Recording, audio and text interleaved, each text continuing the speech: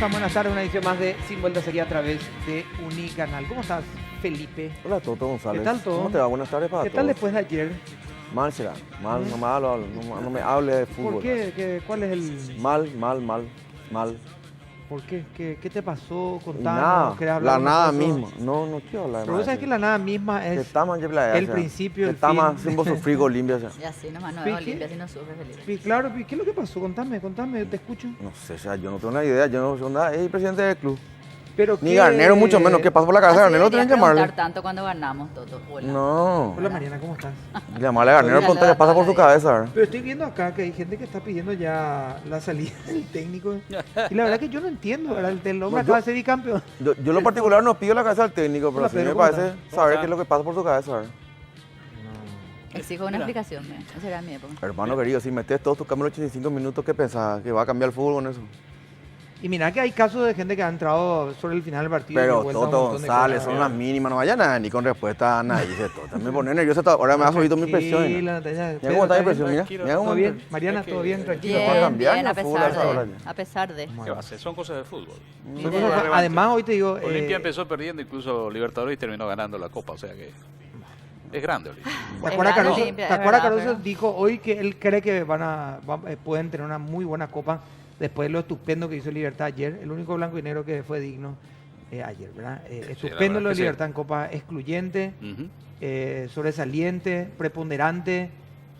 Bueno, puedo seguir toda la tarde, pero mejor vamos a dejar acá. Y Bueno, Cerro está Porteño bien. ahora hay aviso de ciclón en un rato, ¿eh? No me paro de emocionar, señor. Sí. Y después Ante un digo... equipo con pocas para- luces. ¿Eh?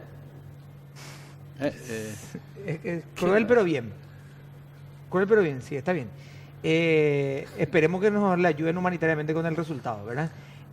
A lo que quiero ir es lo siguiente. Pero De también pelote incendiado. hoy, Sí. porque además de todos estos condimentos, digamos, y todo lo que pudo haber pasado, la gente no sabía qué hacer con sus vidas porque no hay Facebook, no sí. hay Instagram, Ah, no hay Facebook. no hay WhatsApp. WhatsApp. Es una no gran sufrí. caída Y, mundial, sí. y la Global. gente tiene como dos opciones, ¿verdad? Sí. O interactúa o trabaja. Y esto es un loquerío, ¿verdad? Hay Para gente todos que los no- demás está Twitter. Que en mi Pues caso yo es mi mundo favorito. Claro, ¿verdad? hay gente que no sabe qué hacer, ¿verdad? No se Sí. puede hablar con nadie porque estoy diciendo... Si está ahí al lado no puedo hablar con él porque no, No, no no. funciona, pues. Claro, ¿qué Claro. hago? ¿En qué grupo te respondo? No, el Llamame. el problema así es es. que no podés enviar stickers. No, sí, eso sí va texto, sticker, fotos, lo que va a hacer no se está yendo. pero- No, Imágenes no no va. se llevan Imágenes stickers, no ni va. audios, Imágenes ni no. fotos. Así en mi nada. caso. Y así es, bueno, y estamos ahí. Pero Ahí. texto. El Bueno. mío, vos sabés que no se ¿No vio tuvo afectado. problema? No. No, a mí me complicó la tarde. Pero Hay- porque hay una literalmente vida- tenía que enviar unas imágenes. Hay una vida después, ¿verdad? Sí, es cierto. Sí. Ay, no, tranquilo. En realidad hay una vida antes, después te cambia la vida las redes. Así Es no verdad. mal. El trabajo te cambió. Pues, Está bien, Pedro. No es una vida ¿Estás después. bien? Es más, creo que nadie concibe la vida sin las redes sociales. Esa es la Bueno, pero verdad. hay una vida después. fin. Existía antes, pero cuando apareció ya únicamente tiene que ser después porque no podemos retroceder. Bueno. Después hablemos de si es que el Ay, tiempo puede sí. ir para Ajá. atrás y demás, y algunas cuestiones más filosóficas. Claro. Sí, hoy La estamos- lluvia. Puede ser la lluvia. Saquen la Por ropa ejemplo. de la sala en un rato. ¿sí? Fuerte, llovió tipo a las 3 de la tarde. Fuerte. Muy fuerte. Sí, intensa la lluvia. Bueno, vamos a continuar, digamos, con lo que planteamos ayer desde Sí. la mirada de aquellos hombres que están dentro del sistema de justicia o de injusticia para ellos, de alguna forma, porque han criticado mucho su situación laboral, Sí. su condición humana dentro de las cárceles, y hablamos de los guardias cárceles que ayer participaron con nosotros en el programa, hablando un montón de reivindicaciones que ya son para ellos casi históricas, porque venimos escuchando esto hace mucho tiempo. La pregunta que quedaba, digamos, al final del programa, como para seguir hablándolo en algún momento, es ¿por qué continuar ahí? Ante estas condiciones y el riesgo, ¿por qué continuar? Y siempre se ha hablado de una cuestión de corrupción interna, de un negocio interesante, digamos, para un grupo que, admitimos, no serán todos, pero Claro, no serán todos. existen, Sí. que, digamos, tienen un comercio interno tras las paredes de las cárceles, ¿verdad? ¿Sabes qué, Toto? Y vos fíjate cómo son las cosas. Porque de hecho cuando se hacen los cateos en Tacumbú, en los grandes centros penitenciarios, se encuentra de todo, de todo. Y eso entró, ¿por qué? Y porque alguien lo permitió. El tema es que con este tema del PCC, esa corrupción se les puede ir en contra, porque lo mismo que por ahí alguno dejó pasar, Ah. es el mismo Se le viene enci- elemento sí, que se le viene claro, encima. sí, sin O sea, duda. en fin, qué sé yo. Sin duda. Bueno, y vamos a intentar hablar un poco hoy de la cuestión estructural, digamos, de cuál ha sido la visión por los años, o en los años que han pasado hasta aquí, y cómo se puede de alguna forma poder intentar encontrarle un norte a esta situación que continúa siendo un tanto rara en el debate, al menos por parte de algunas autoridades. Mariana. Sí, yo quería decir puntualmente que el tema de ayer, de hecho recibí algunos mensajes, creo que ustedes también, me pareció muy interesante por escuchar, digamos, esa voz. Coincido con lo que dice Pedro, que a veces la noticia que llega es siempre, bueno, todo lo que se deja pasar, pero sin justificar eso, Claro. ver con un poco todo el entorno que en realidad es el que rodea, digamos, a eso que parece tan fácil decir que se hace pasar nomás, etcétera, ¿verdad? O sea, qué tan expuestos están ellos realmente o qué tan cubiertos, entre otras cosas. Y lo otro, intentamos de hecho que esté el ministro, que tendría que haber estado hoy, pero creo que justificó su Sí, tiene un viaje ausencia. a Misiones último momento. A último momento, y creo que el entrevistado que nos acompaña nos puede dar esa visión, como vos decías, estructural. ¿Por qué? Porque si bien el ministro va a venir hoy, de verdad, desde mi punto de vista, me va a decir básicamente lo mismo que me podría decir quién está hoy aquí porque estuvo antes, Claro. o quién estuvo antes, porque la situación, desde mi perspectiva, lo que decían ayer los entrevistados, es la misma hace años. O sea, esto que estamos hablando, Claro. por lo menos me pueden decir, hay un poquito más acá de presupuesto, un poco más allá, pero el sistema mismo. es exactamente el Es mismo. es un eterno déjà vu. Exacto. Todas las gestiones, desde hace más o menos 30 años, y este es un problema que se arrastra de hace 30 años. Lo que pasa es que ahora, en fin, las cárceles ya están superpobladas y todas las administraciones, no sé, no la vieron, no solucionaron y se fueron.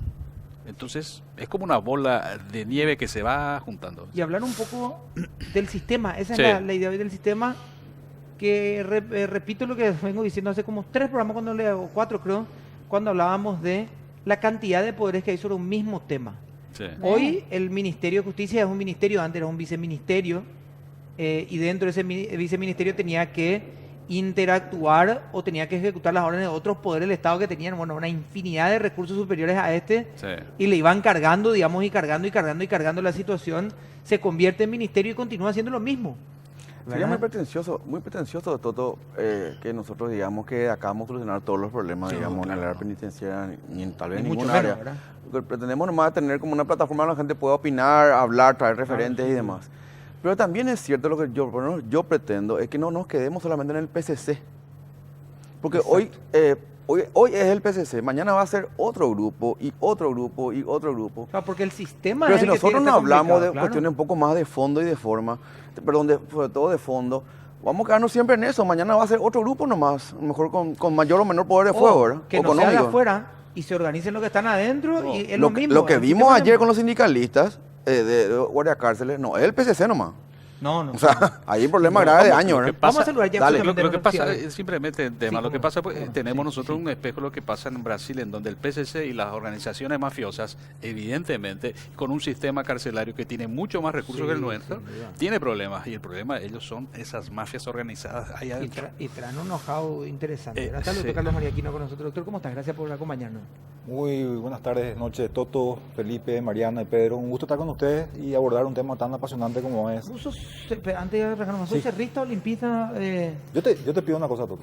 No, Si vamos a empezar a hablar de tanto me apasiona. Se ese está tipo- poniendo nervioso. Yo No. creo que hace olimpista, que era. Olimpista. Olimpista, No, bueno, muerte. pues, si estabas acá, digamos, era un doble beneficio para nosotros, era una doble gratitud que esté en el Carlos viaje de María, Salvaguardia. no le dé bolilla, este es un ligador este. Vamos a bolillarle a él enseguida. No, no, un ligador. Pero, doctor, cuando Preguntale a él pasaste... de qué club es, doctor. No, Devolverle la todos gentileza. saben que soy de Nacional, mi hijo querido. Bueno, cuando pasaste, digamos, por la cartera, era viceministerio, todavía hasta aquel entonces, hoy es ministerio, me parece que los recursos económicos continúan similares en algunas En situaciones. aquel tiempo era Ministerio de Justicia y Trabajo. Trabajo. ¿verdad? Hoy día es solamente de De Justicia y se creó otro ministerio que es el Trabajo, Empleo y Seguridad Social. Y la subsecretaría de Estado que yo ocupaba era la de Viceministerio de Justicia De Justicia. y Derechos Humanos, con énfasis en derechos humanos. Y a partir de ahí abordamos una serie de tareas con una trazabilidad con perspectiva de derechos humanos. ¿verdad? Dentro de ese trabajo abordamos también la política penitenciaria. ¿verdad? Cuando yo decía hace rato, el viceministerio en su momento, hoy el ministerio tiene que administrar las realidades que imponen también otros poderes. Hablo en el sentido de que se ocupaban del sistema penitenciario, de las cárceles, la logística de las cárceles, un montón de cosas, pero no del sistema de justicia. Ustedes dependían netamente de las decisiones del Poder Judicial en algunos casos, y hemos visto cómo, y eso lo decía la doctora Cecilia Pérez en algún momento, subieron los números de prisión preventiva, se llenaron las cárceles y nunca más comenzaban a bajar. Hay que entender, Toto, que esta situación de la situación penitenciaria involucra necesariamente primero que nada, a dos poderes del Estado, el Ejecutivo, con el Ministerio hoy día de Justicia, ¿verdad?, al otro poder que es el Poder Judicial, con el sistema de justicia propiamente dicho, y a un organismo extrapoder que es el Ministerio Público, ¿verdad? Con relación a la superpoblación, hoy en día la capacidad en términos aceptables de personas privadas de libertad son aproximadamente 8.500 privadas de libertad. ¿Cuál es nuestra realidad hoy día? Que casi el doble, 16.000 personas están privadas de libertad. Un dato no menor, el 85% de las personas privadas de libertad están de una manera preventiva, tienen prisión preventiva, ¿verdad? No están condenadas esas personas. Entonces, lógicamente, todo ese volumen hace que la tarea se dificulte. Ya se va a sumar el doctor Blasco con nosotros, entonces vamos a hacer una pausa para que se pueda sumar también con nosotros y conversar con él. Pausa y ya volvemos.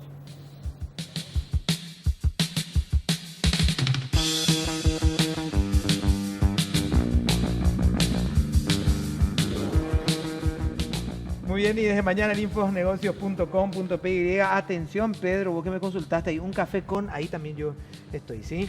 Bueno, a ver, en infosnegocios.com.py, mañana exportadores de combustibles sientan postura en proyecto de biodiesel, que es muy importante y se habló esta semana acerca de eso por Hoy primera tenía vez. que tratarse. ¿Cómo?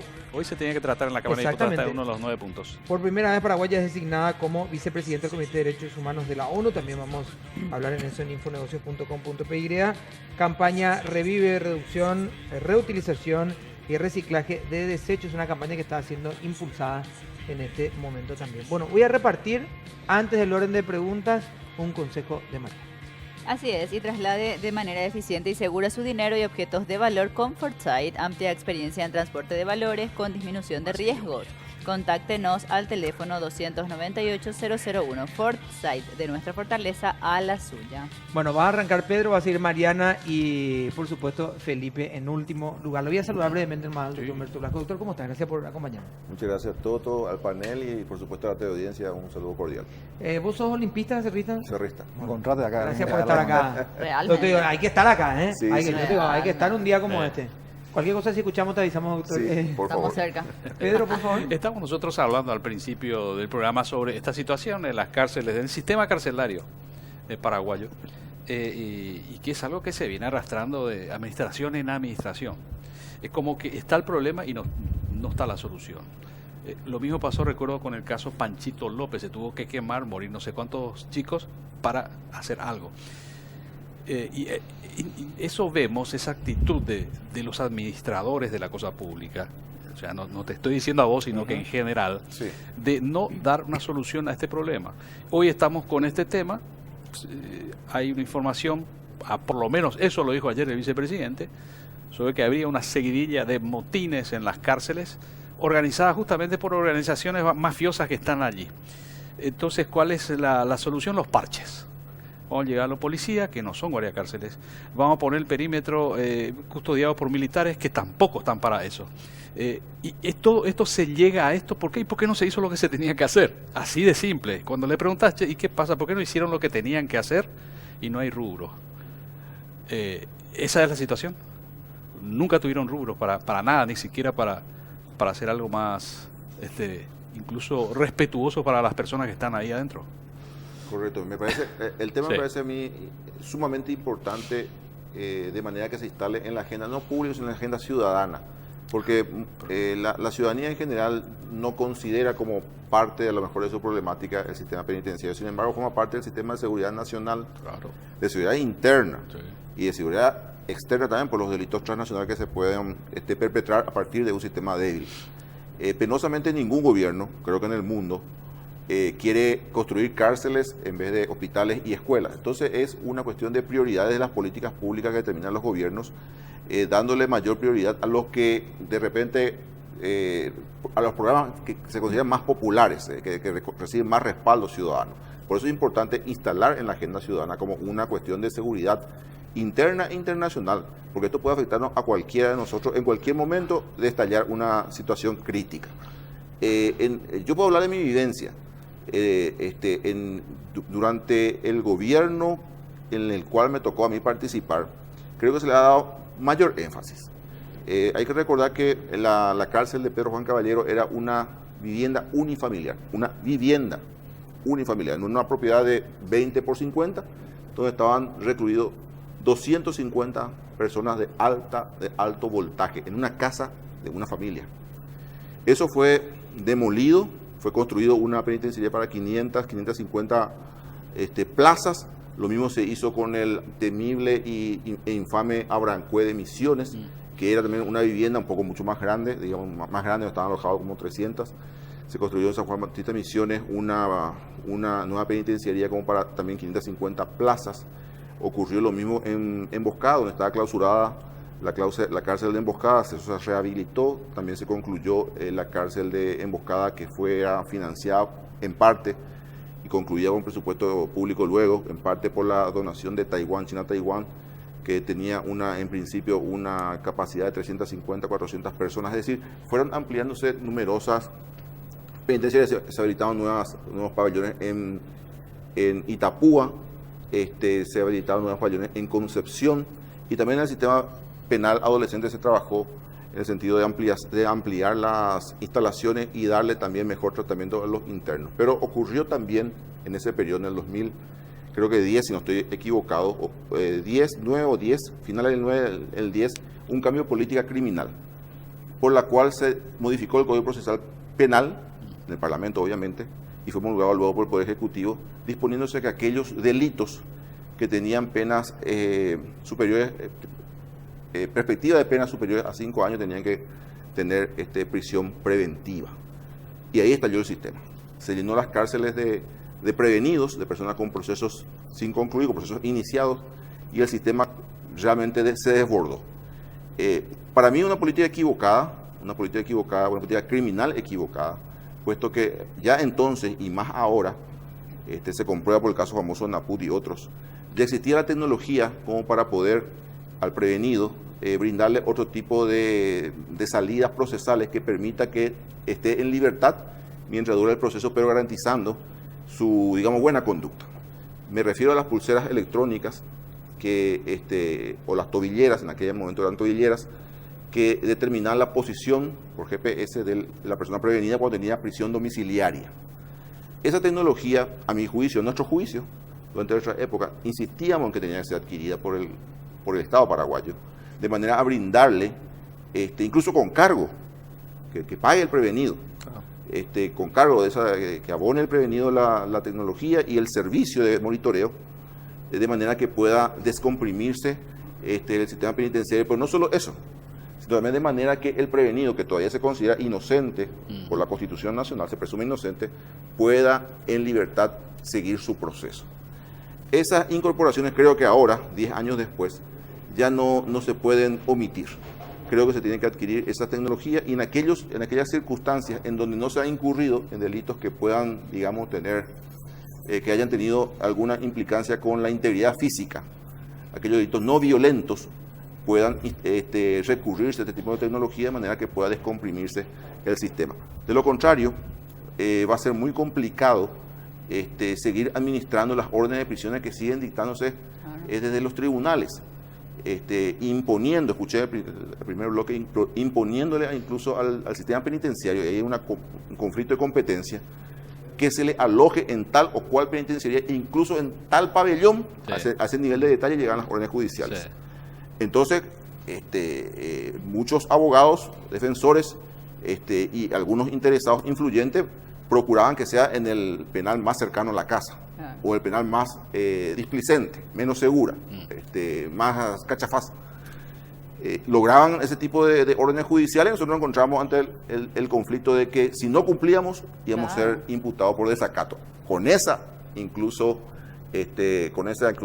intimación llegaban las órdenes judiciales. Doctor, discúlpame que te interrumpa. Ahora el punto para mí también es que no quiero ni entrar a hablar de los derechos de las personas, por ejemplo, prevenidas, que reciben el mismísimo trato que una persona condenada, digamos. Entonces, lo cual también ya es una violación de sus derechos constitucionales o de sus garantías, entre otras cosas. Pero por eso digo, hay tanto que era uno de los elementos que mencionabas de repente, ¿verdad? Entonces, a veces uno como que desde afuera gritan, ¿verdad? Barrabás y quiere sangre, quiere que todo el mundo se vaya preso, sobre todo si son algunos delitos que tienen como un impacto en la opinión Sí. pública.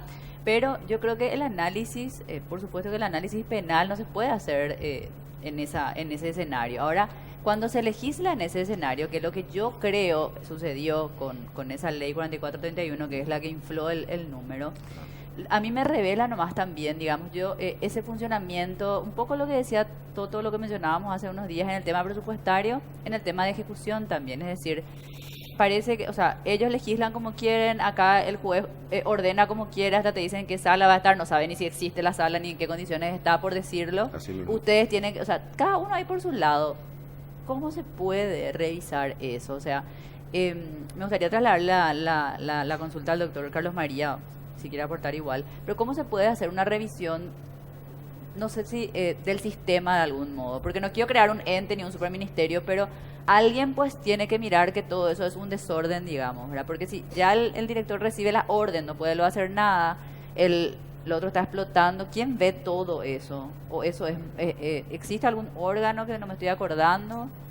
Mariana, lo que hay que hacer es una discusión desapasionada y sobre todo muy sensible. ¿Qué es lo que sucede hoy día? Que las víctimas, así como vos acabas de señalar, señaladas una situación histórica religiosa de Barrabás, que quería sangre. Claro. La familia de la víctima y la víctima, ¿verdad?, quiere que la persona privada de libertad esté el mayor tiempo posible privado de su libertad, Claro. y en las peores condiciones. El tema nomás es que todavía encima hay presunción de inocencia, ¿verdad? Claro, Por eso. por eso te digo, ¿verdad? Y los únicos que quieren que esté el menor tiempo posible en las mejores condiciones son el familiar, o sea, el prevenido, la persona privada de libertad, sus familiares y sus abogados. Y así como bien señalaba Humberto al inicio de su intervención, hay que hacerlo esto desapasionadamente y con mucha sensibilidad social. Y él señalaba, hay que instalar esto en la agenda ciudadana, en la agenda social, porque yo recuerdo que en el cabildeo, en el Parlamento, a los efectos de ampliar de los pabellones o ampliar los centros de capacitación para los centros de educación de libertad, centros de educación donde van los adolescentes infractores, la gente no quería escucharnos, el parlamentario era desinteresado, me decía, yo te entiendo, Carlos María, pero ¿cómo yo le explico a la ciudadanía, cómo yo le explico a los sectores educativos, a los sectores que trabajan por la salud, que este presupuesto yo voy a tener que reprogramar y replantear para que vaya a este sector, que realmente es importante, pero que la ciudadanía no tiene la misma sensibilidad? Entonces yo lo que digo nomás es lo siguiente, hay que hacer un análisis serio, solidario, sincero y desapasionado, para que se pueda comprender que si nosotros realmente no trabajamos por el cumplimiento de las normativas, ¿verdad?, el objeto de las penas, que es la reinserción social, esto va a ir de mal en peor. Y hay que revisar esa normativa que eleva la expectativa de pena de lo que era antes un delito a un crimen, porque eso hace estallar, eso trae consecuencias como las que hoy día estamos viviendo. Vivimos hace poco en la penitenciaría de Coronel Oviedo, hace unas horas nada más en Concepción. Sí. ¿Qué es lo que sucede? La persona, Juan, Pedro, Gabriel, va por un hurto, quizás apenas cumplió 18 años. Va por un hurto, se involucra con los sectores vinculados con delitos transnacionales, el PCC, el Comando Vermelho, que tienen su caldo de cultivo hoy día en nuestra penitenciaría. ¿Y qué es lo que hacen ellos? Se involucran directamente. Reclutan. Claro, reclutan. En nuestra gestión, en 2009 más o menos, nosotros en un cateo importante encontramos un manual de vinculación o de bautismo para las personas que querían enrolarse como soldados del PCC. Hace 10 años, ¿no? ¿Se dan cuenta? ¿Se dan cuenta? Entonces, lo que sucede hoy día nos debe llevar a un debate sincero, honesto y socialmente aceptable, ¿verdad? Porque hay que comprender que lo que nosotros dejamos de cumplir con la política penitenciaria tiene consecuencias para la ciudadanía.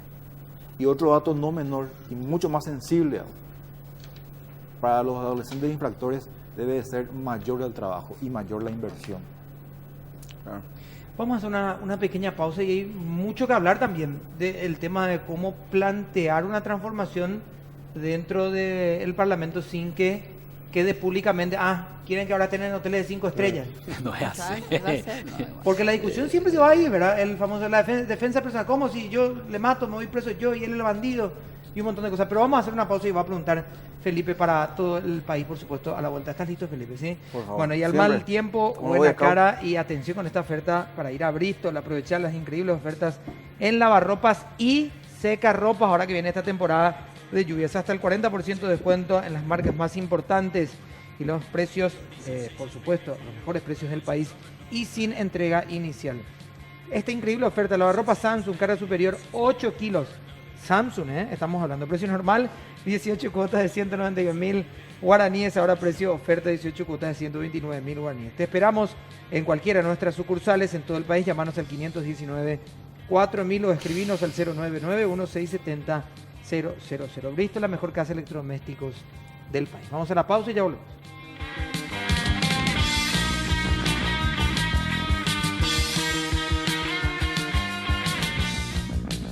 Y al mal tiempo, buena cara. Venía a Bristol y aprovecha las increíbles ofertas en lavarropas y secarropas, como ya te estaba contando Toto hace un rato. El descuento va hasta el 40% en las marcas más importantes a los mejores precios del país y atende esto sin entrega inicial. Esta increíble oferta, anotala. Secarropas Nidea, carga frontal de 6 kilos. El precio normal 18 cuotas de 190.000 guaraníes y ahora precio oferta 18 cuotas de 129.000 guaraníes. Te esperamos en cualquiera de nuestras sucursales en todo el país. Llámanos al 519-4000 o escribinos al WhatsApp 0991-670-000. Bristol, la mejor casa de electrodomésticos del país. Felipe, por favor, no quiero sacarte más tiempo. Sí, Carlos María, me parece que nunca va a faltar plata, o capaz me equivoque o sí, ¿verdad?, para construir cárceles. ¿Por qué? Porque es algo que los políticos pueden cortar la cinta de inaugurar y salir en la foto, ¿verdad? Y eso les gusta a los políticos, ¿verdad? Parte de la esencia, digamos, ¿verdad? Sin embargo, las condiciones en las cuales están nuestros guardiacárceles, y quiero volver a eso, más allá de la cuestión legal, incluso que nos plantean ustedes, que para mí es una de las patas, evidentemente, pues, mucha gente que estudia Derecho o estudiosos de Derecho coinciden en lo que están planteando ustedes. Eso no mejora.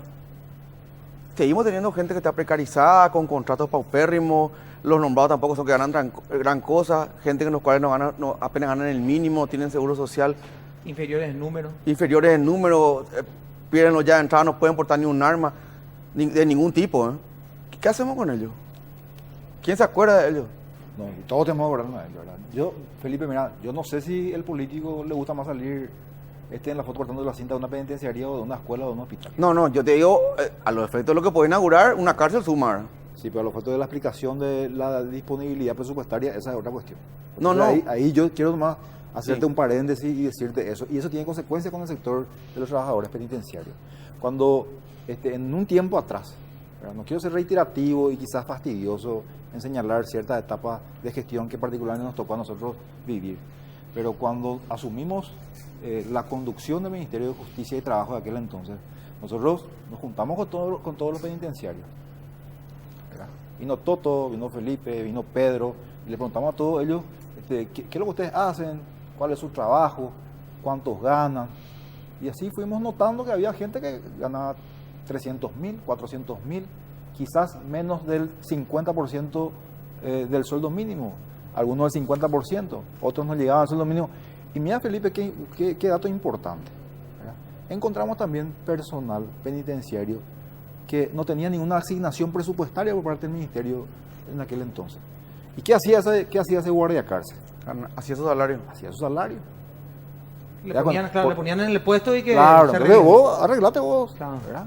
Entonces, o sea, este camino de dignificación del trabajador penitenciario transitó y transita un sendero muy importante. Hay que dignificarle a ellos, hay que capacitarle, pero también hay que ser justo y honesto con ellos en segregar cuáles son las personas que están con aptitudes y actitudes honestas para seguir en el sistema, y hay que apartarle a aquellos que no. Porque en el trabajo cotidiano hemos visto personas que hemos compartido espacios laborales con personas que a las 5 de la mañana se levantaban de su casa, iban para trabajar y presentarse en Tacumbú. Recuerdo muy bien un muchacho donde estábamos nosotros haciendo un operativo, y a la entrada del penal de Tacumbú gracias a un trabajo de investigación que se hizo, detectamos que esa era la persona que introducía droga, por ejemplo, en el penal. Es lo que señalaba hace rato Mariana, ¿verdad? O sea, la corrupción interna, hay que identificar la corrupción interna, porque eso también es importante. Y esa identificación de la corrupción interna también va a propiciar, facilitar, identificar cuáles son los sectores, ¿verdad?, de los trabajadores penitenciarios que no están involucrados con eso. Hay que dignificarlo y hay que hacer una segregación. Y hay que también hablar en términos de presupuestarios honestos y acordes con ellos. En Tacumbú, un guardia de cárcel, ¿saben? Debido a un trabajo aritmético que hagamos, ¿saben cuánto debiera de estar bajo el cuidado de un guardia de cárcel en Tacumbú? Creo que nos decían 15, ¿verdad? 80. 80 en el número, digamos, que Sí. es acorde. El estándar. No. En el No, número 80 que es acorde, hoy. 1.10. estamos hablando 1.10. de 1.20. 1.20. ¿no? 1.15, 1.20. Y hoy 80, digamos, si es que estamos. Imagínense ustedes. No, No, ellos imposible. decían, o sea, por los números que hacían ellos eran más. Si hablaban de Imagínense usted. 15.000 reclusos y básicamente... No, pero yo estoy hablando de 1.300. Tacumbú nada más. Ah. Estoy hablando de Tacumbú. Si hablamos 15.000, 15.500, Ese más o menos estamos sistema, hablando de claro. todo el país. Sí. Yo le señalo algo que es mucho más sensible porque está aquí a pasos Claro. de nosotros, era Tacumbú. Un guardia de cárcel debe de custodiar con una escasa preparación física, académica, de elementos que le puedan ayudar a 80 privados de libertad. Sin armas. No, está prohibido No. la tenencia de armas dentro de la Y el penitenciaria. resto de lo que están, digamos, los 80 que tienen, Claro. digamos, probablemente muchos de ellos tengan algún tipo de arma. ¿Se dan cuenta? Puñaladita. ¿Se dan cuenta? Por O sea, lo menos algún tipo de arma. esto es muy sensible y es propicio, oportuno e importante bajarlo en una discusión social, política y gubernamental de políticas públicas. Pedro, por favor. Claro, no, estaba mirando, obviamente, hay, en Estados Unidos, por ejemplo, California creo que es uno de los que más gasta, $50.000 millones de su presupuesto para las cárceles, y construye cárceles. Y quieren cambiar eso. Ya no construir más cárceles, sino que comenzar a invertir en educación y todas esas cuestiones. Lo que pasa es que nuestro problema es que es la administración por ahí de los fondos que tendríamos que estar destinando tanto para el sistema carcelario como para la educación, porque una cosa está ligada a la otra, evidentemente. Una persona que no tiene educación no tiene futuro y va a salir a delinquir y si no sabe hacer lo que tiene que hacer, va a salir a robar y va y se perfecciona en la cárcel. Pero el tema es cuándo se va a sentar a discutir y ver la solución a este tema, porque esto viene de larga data. Estoy hablando nada más del inicio de esta eterna transición democrática que tenemos. 30 años, una generación. Sí. Igual. Mira, yo particularmente creo que esto amerita la reunión en una mesa de trabajo de los tres poderes del Estado. Es imposible que sin esa coordinación que se citó recién se pueda tener una conclusión provechosa. El Poder Ejecutivo, como ejecutor de las disposiciones legislativas y judiciales, el Poder Judicial, lógicamente, que crea el marco apropiado y que escuchará seguramente las opiniones de los demás para poder adecuar el marco, y el judicial que juzga.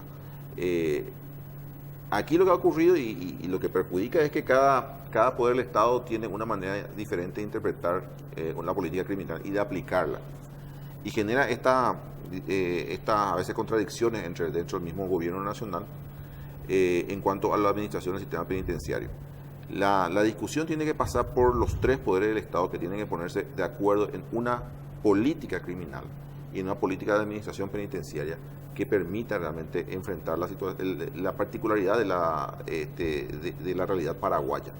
Aquí el sistema penitenciario realmente es una bomba de tiempo. Señalaba Carlos María, por ejemplo, nosotros encontramos los practicantes le llamaban, gente que no tenían salario, no tenían ningún vínculo contractual con el Se ministerio. ponían a practicar como guardia de cárcel. Practicaban sin salario y queríamos saber cómo vivían. Había gente que tenía ya 10 años de antigüedad.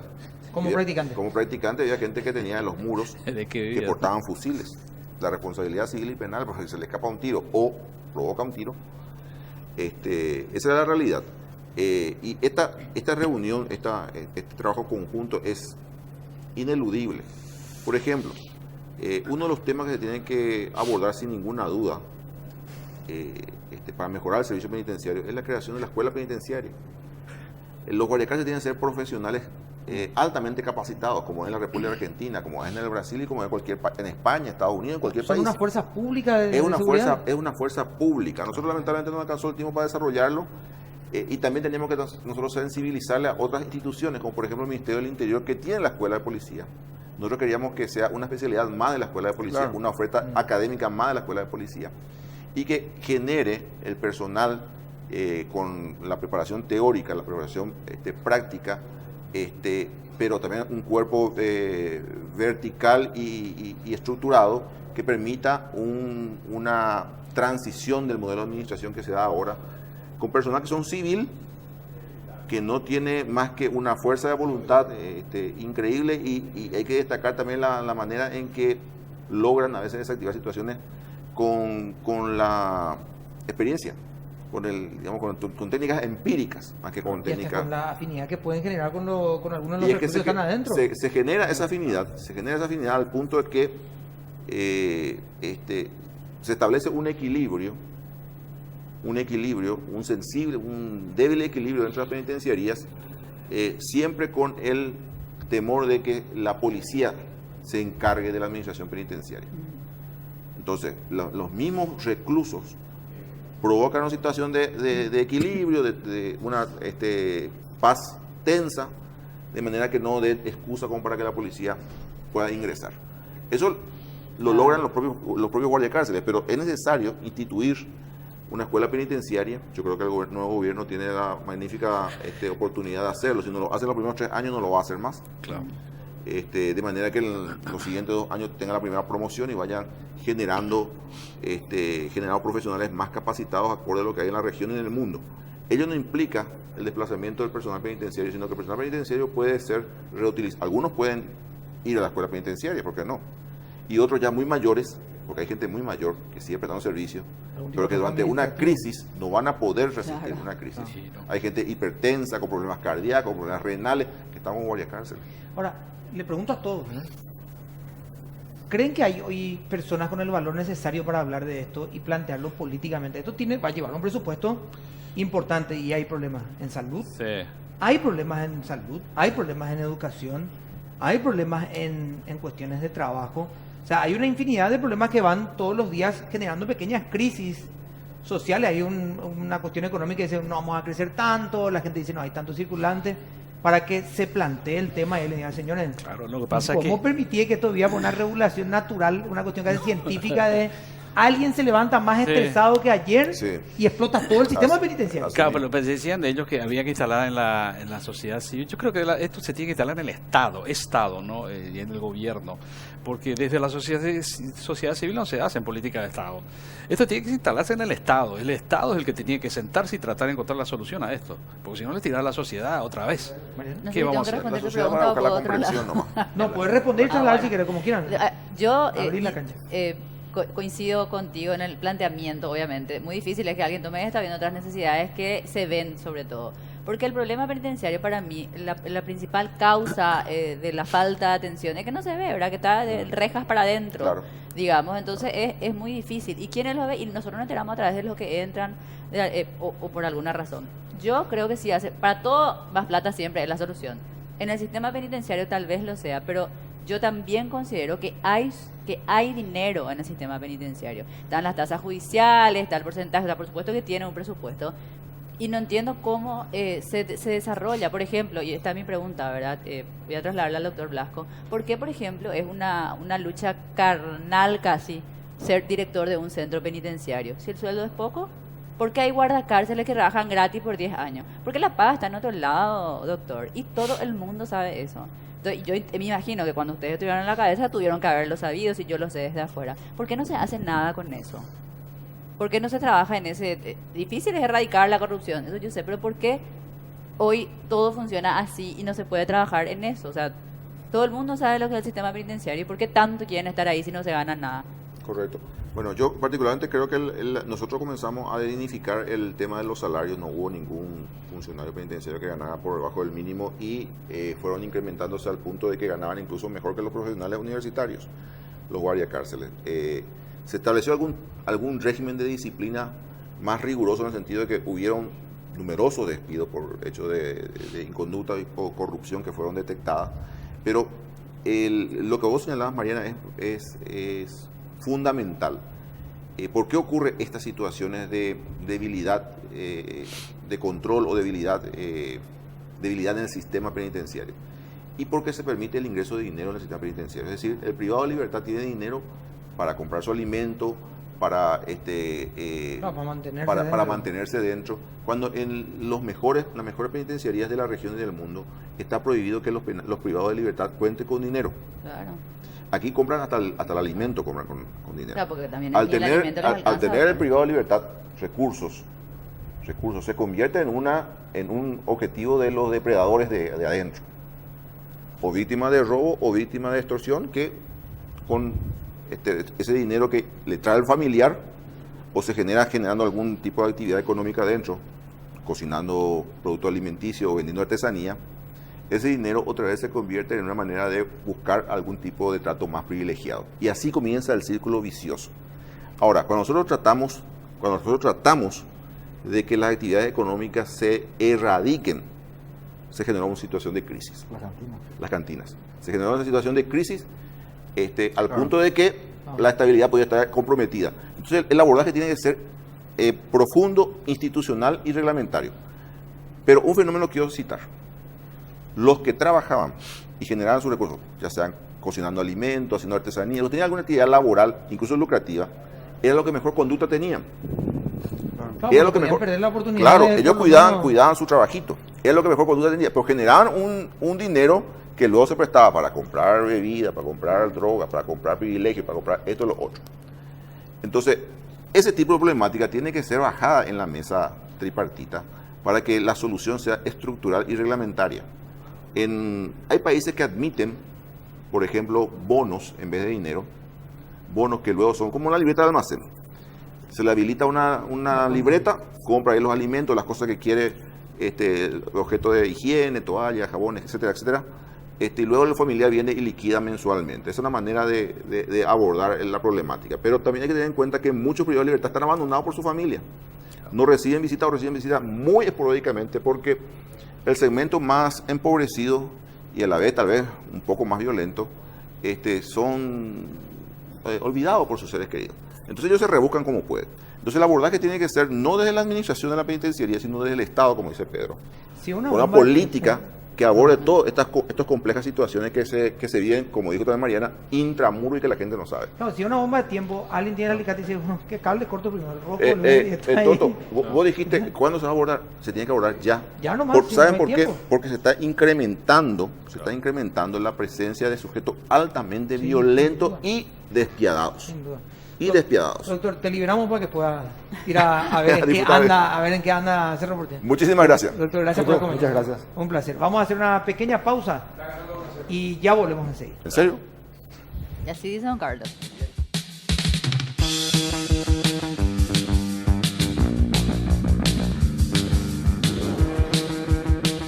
La moto más vendida del mundo llega a Paraguay, Bajaj con tecnología patentada en la India para rendimiento, potencia, durabilidad y precios incomparables. Conocer los modelos de Bajaj en nuestras redes sociales.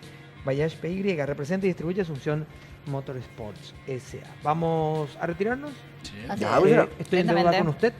Sí, hace rato. Mi deuda, no, Desde desde siempre. hoy, mi deuda con usted. Y ustedes dos están en deuda con su compañero. Chao. Hasta mañana. Shocking sensations make me feel the pleasures of a normal man.